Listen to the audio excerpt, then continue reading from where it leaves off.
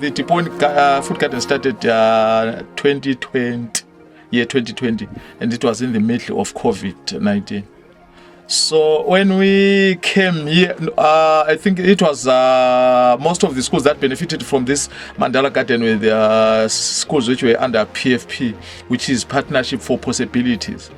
So most of these schools, they were given a business leader from their citrus farms. So they were given support. So these business leaders, they help they work in hand with their school principals to support them with their food gardens or either with other academic stuff in the school. Let me say we used to be an underperforming subject, meaning below 65%. But with the help of the garden,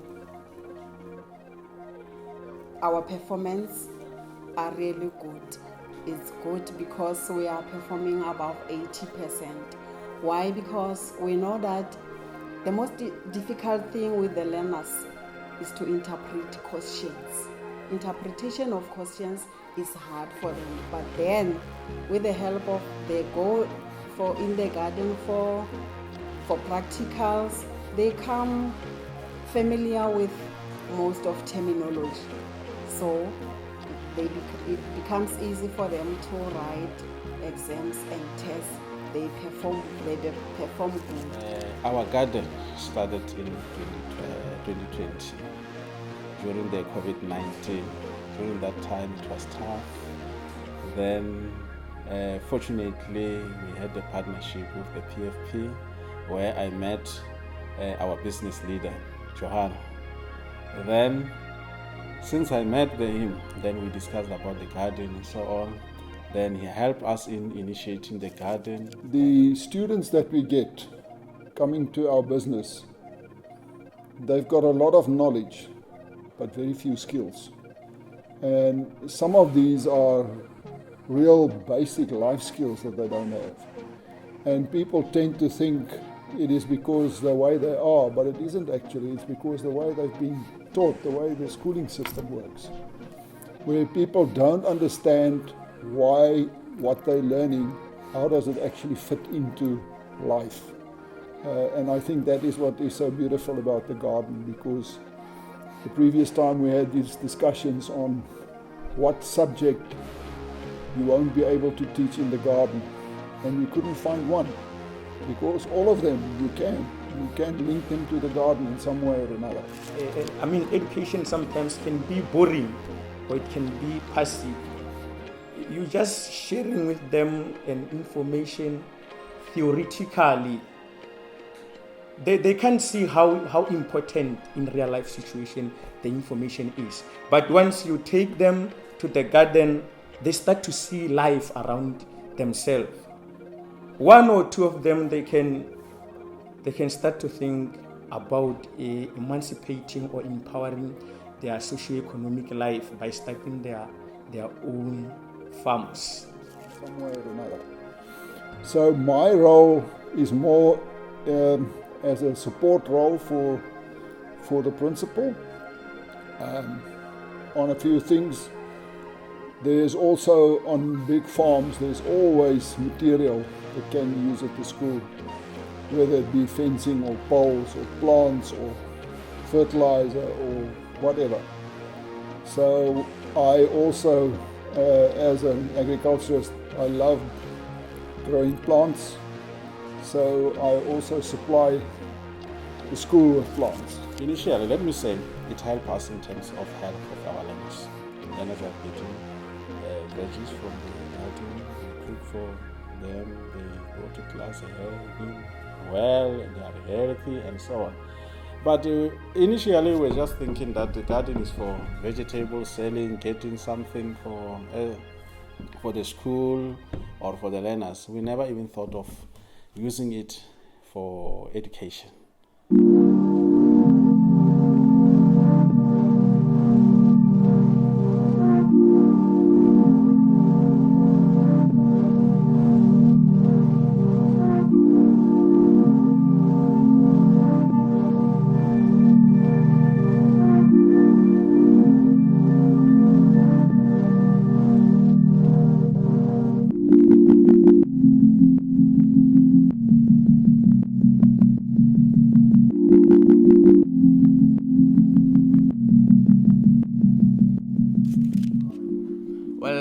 From the garden, I benefited by knowing how to grow crops in the garden and by getting the knowledge of which crops grow better in which soil type and which soil is better for which crops.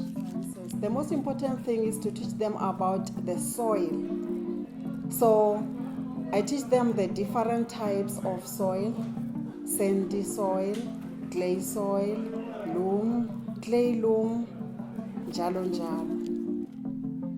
It helped me to make my own garden at home, which I have with the skills that I have learned from the school. Because where I come from, we did not have a school garden in our school, so it was not easy to make practicals. So when I came here, it was easy for me because we had a garden in the school, so it was easy for us to do practicals in the garden. Education on itself, it is not enough if the learners you just tell them the whole day or maybe a period of 3 hours they listen to you, they are not engaging. But when they are in the garden, they can see, they can touch, so that makes the lesson or the subject more fruitful, and they can take that information to the community.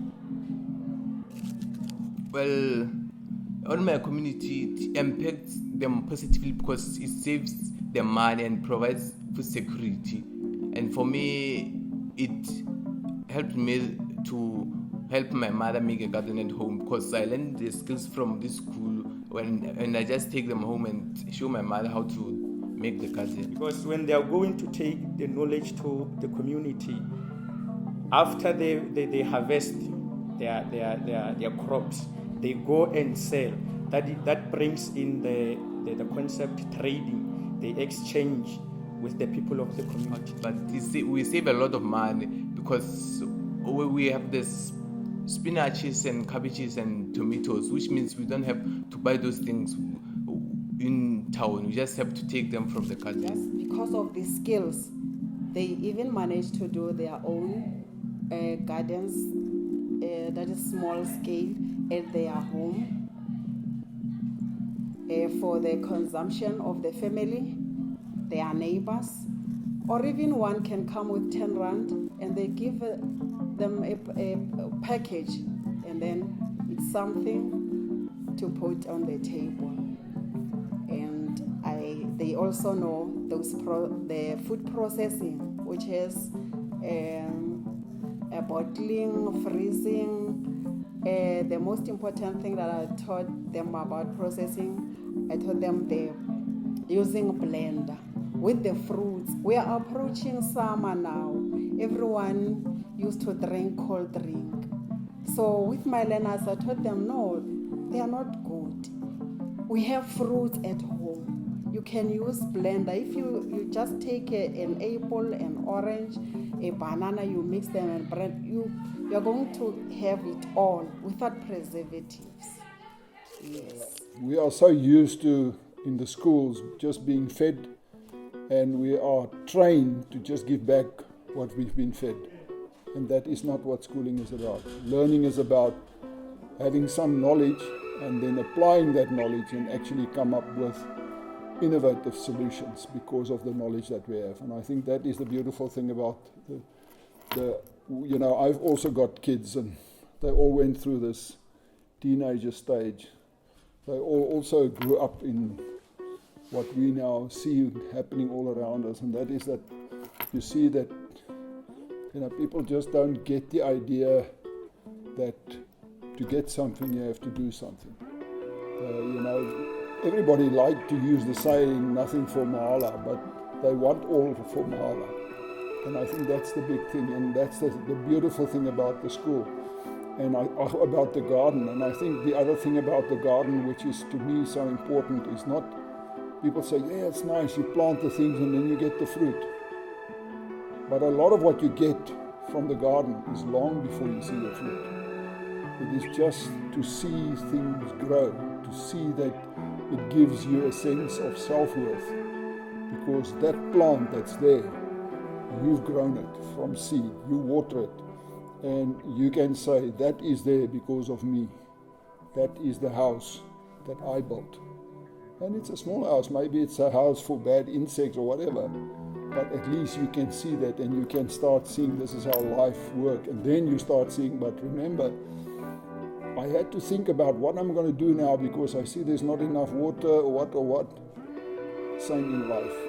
I see a crisis, I must think about it, I must look at different ways of doing it. And that's why I think the whole idea of using the garden to teach people about sustainable living is a beautiful thing. And that's why I like to be involved with this. My name is Rodney Soma, and I am an agricultural learner of grade 11 class. My name is Johan Dupree. I'm an agricultural consultant at the moment. I'm working for the mango industry, and I'm also working for a company called Indigo Fruit. I'm Mr. Matulen. I prefer people calling me Misha because it's simple to call it. I'm the principal of Dipone Secondary Schools. Okay, I am Make Delsi Mamukoni. I'm an agricultural science teacher here in Dipone. I'm Sehla KZ, an educator at Dipone Secondary School, majoring in history.